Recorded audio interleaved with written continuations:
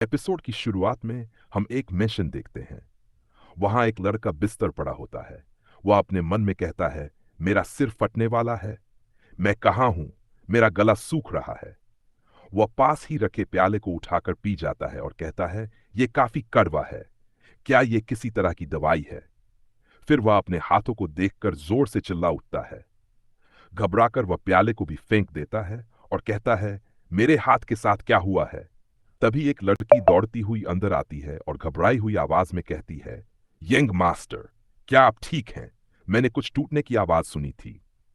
वह लड़का जो हमारा एमसी है खड़ा होकर लड़की की ओर देखता है और चौंक कर कहता है, योनहवा, क्या ये सच में तुम हो?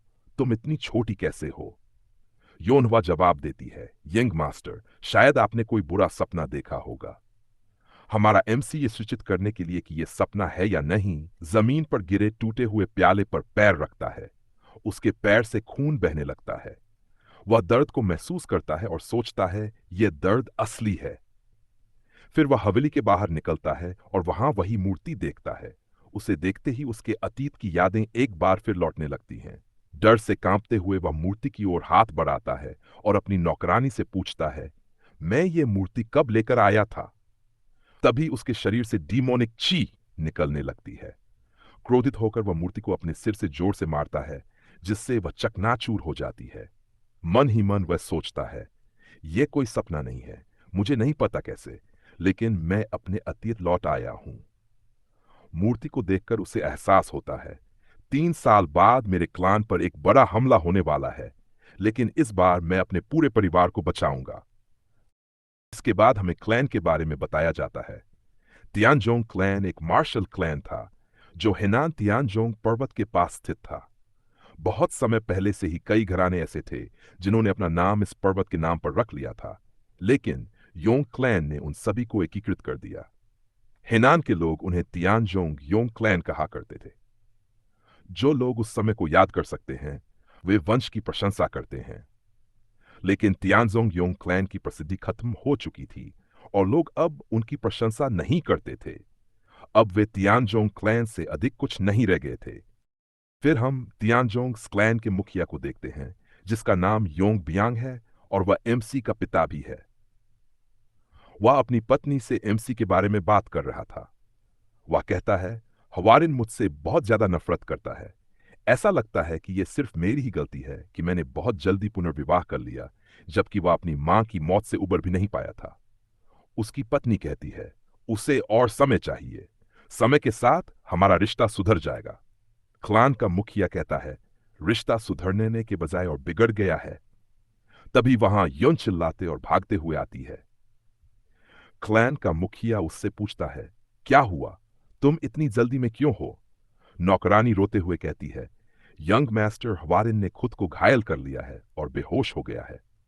क्लान का मुखिया और उसकी दूसरी पत्नी ये सुनकर सदमे में आ जाते हैं। हम एमसी को देखते हैं जो बिस्तर पर लेटा था। उसके सिर पर पट्टी लगी हुई थी। वह एक सपना देख रहा था।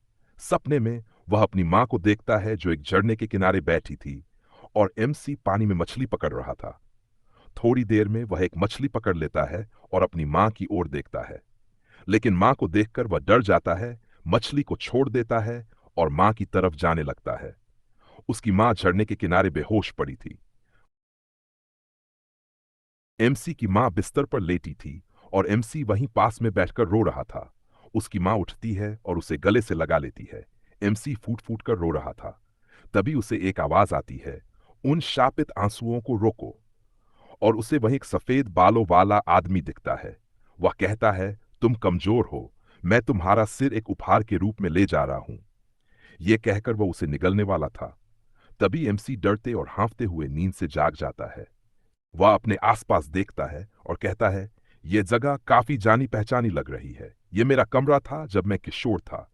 लगता है कि मैं सच में समय में पीछे आ गया हूं। और मन ही मन कहता है, वह अतीत जब मैं अपने पिता से नफरत करता था और अपने परिवार से अलग हो गया था।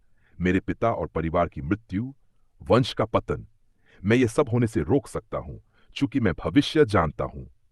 उसके शरीर में बदलाव होने लगता है। मेंशन के बाहर दो नौकरानियां एमसी के बारे में आपस में फुसफुसाकर बातें कर रही थी। तभी एमसी जोर से दरवाजा खोलता है। दोनों लड़कियां डर जाती हैं। एमसी की हालत तेजी से बिगड़ रही थी। वह मन ही मन सोचता है, मुझे अचानक बहुत गर्मी महसूस हो रही है और मेरे शरीर के निचले हिस्से से तेज गर्मी उठ रही है।